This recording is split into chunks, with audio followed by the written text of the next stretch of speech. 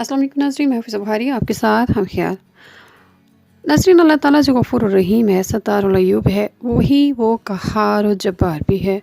اللہ تعالیٰ نے قرآن پاک میں بہت سے قوموں کے احوال بیان فرمائے ہیں، اور اللہ تعالیٰ کے کلام کی تفسیر میں مفسروں نے بہت سے ایسے واقعات لکھے ہیں جو اس بات کی تصدیق کرتے ہیں کہ لارائب اور سچی کلام میں سب انسانوں کی نیچر کے بارے میں جو کلام ہے وہ صادق ہے۔ امام علی ابن ابی طالب علیہ السلام سے روایت ہے کہ رسول پاک صلی اللہ علیہ وآلہ وسلم اصحاب کے درمیان تشریف فرما تھے کہ کسی شخص نے یہ پوچھا کہ یا رسول اللہ صلی اللہ علیہ وآلہ وسلم، بادشاہوں کے دل اتنے سخت کیوں ہوتے ہیں؟ رسول پاک صلی اللہ علیہ وآلہ وسلم نے فرمایا، خداوند کریم فرماتا ہے کہ میں خدائے معبود حقیقی ہوں، میرے سوا کوئی معبود نہیں ہے۔ ان بادشاہوں کو میں نے خلق کیا ہے اور ان کے دل بھی میرے کنٹرول میں ہیں۔ جو قوم میری اطاعت کرتی ہے تو ان کے بادشاہوں کے دل میں میں ان کے لیے مہربان و نرم کر دیتا ہوں، اور جو قوم میری نافرمانی کرتی ہے میں ان کے بادشاہوں کے دلوں کو ان کے لیے سخت اور غضبناک کر دیتا ہوں۔ بادشاہوں کو گالیاں دینے میں اپنا وقت ضائع مت کرو، بلکہ میری طرف رجوع کرو تاکہ میں ان کے دلوں کو تمہارے لیے مہربان اور نرم کر دوں۔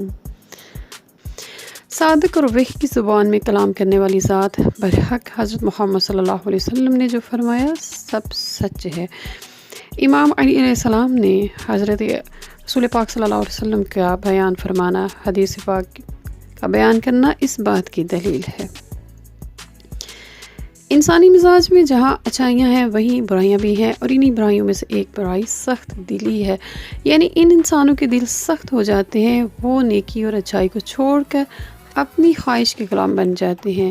یہ غلامی ان کے دلوں کو سخت اور سیاہ کر دیتی ہے، پھر ان پر کسی بات کا اثر نہیں ہوتا، اور رسول پاک صلی اللہ علیہ وسلم کی یہ حدیث مبارک اس بات کی بیان دلیل ہے۔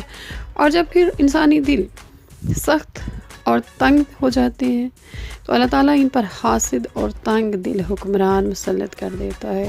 بنی اسرائیل کی مثالیں ہمارے سامنے ہیں، قرآن پاک میں جا بجا ایسی قوموں کا ذکر ہے۔